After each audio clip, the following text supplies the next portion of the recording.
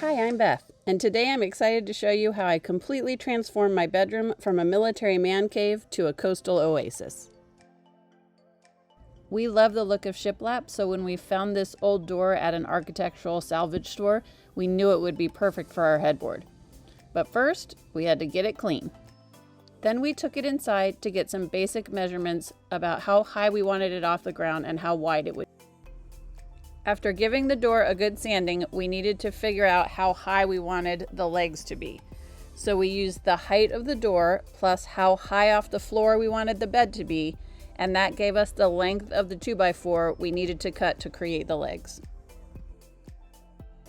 We cut the boards to length and then created a notch. This is where the bottom of the door will sit when we create our headboard. We were super excited to work with 84 Lumber on another project. They're a women-owned, family-owned company, and they have a store right up the street from us, so it was easy to get supplies and advice from the staff.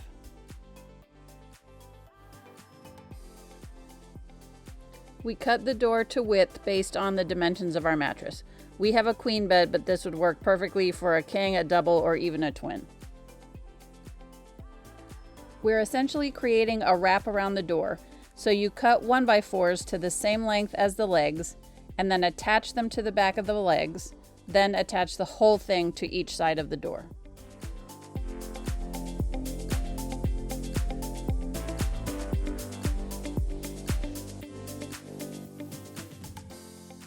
Then we flip the whole door over because we're ready to start on the face. So you cut 1x4s the same length as the legs, you nail them to the front of each side of the headboard. Then you glue and nail a second set of 1x4s on the side.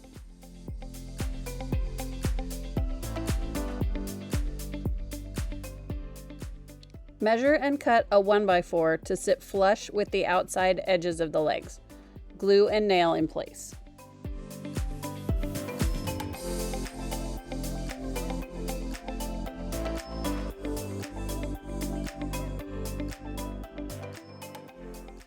We measured for our capboard and cut a 2x6 to overhang by at least 1 inch on each side. We measured a 1-inch line from the front to get an even overhang, lined it up, then glued and screwed it in place.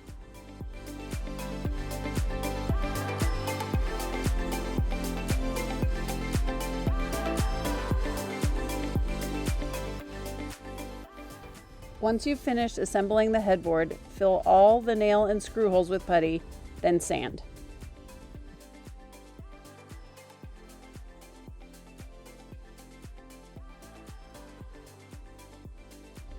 Finally, it was time to spray paint. We did 3 coats and let each one dry for about an hour in between.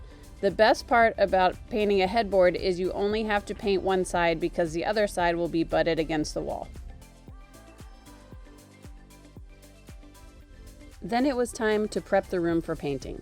We took down all the artwork, moved the bed out of the way, moved all the furniture into the middle, even took down the blinds and drapes.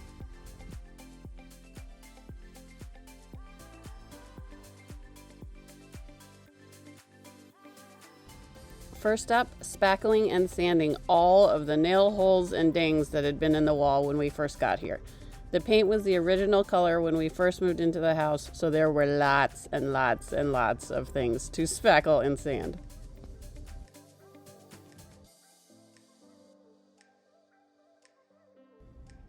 Finally, we were ready to paint the walls, and our first step was primer. Because the walls were dark, we used Zinsser Bullseye 123 primer, and we just gave it one good coat. I always recommend you wear gloves because primer is a lot harder to get off your hands than regular paint.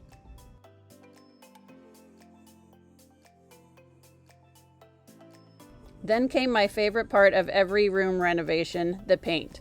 We used Sherwin-Williams Duration Satin Finish in Krypton, and we did 2 coats on the wall.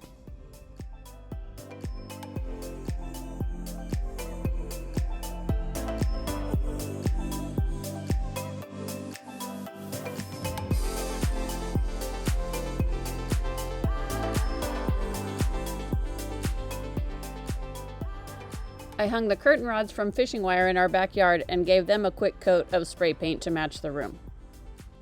Finally, we were ready to bring in the headboard. You have a couple of choices. You can either mount it to your bed frame or hang it on the wall. We always choose to hang it on the wall, so we just figured out where in the room we wanted it. Then we mounted a scrap piece of 2x6 to act as a bracket. We screwed it into the studs in the wall, then brought in the headboard, which sits on the bracket, then drove the screws to hold it in place. The ceiling fan and light was contractor grade and had been here since we moved in.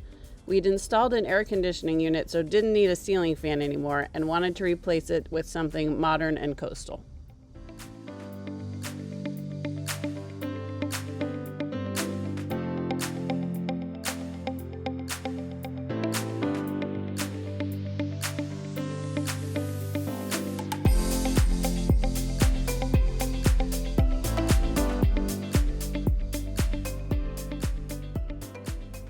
And now it was finally time to put the finishing touches on the room.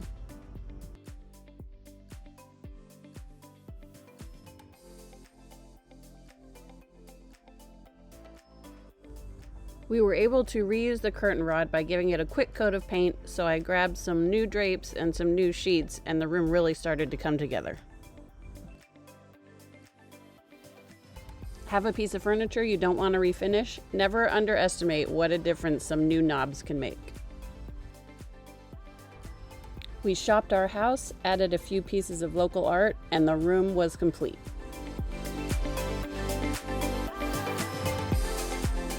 All this in 48 hours, we almost can't believe how much we love it. The headboard turned out exactly the way we'd hoped, and a fresh coat of paint and some new artwork absolutely transforms the room. We cannot wait to have our first guests over. We took this room from dark and dreary to bright and cheery, and we absolutely love the end result.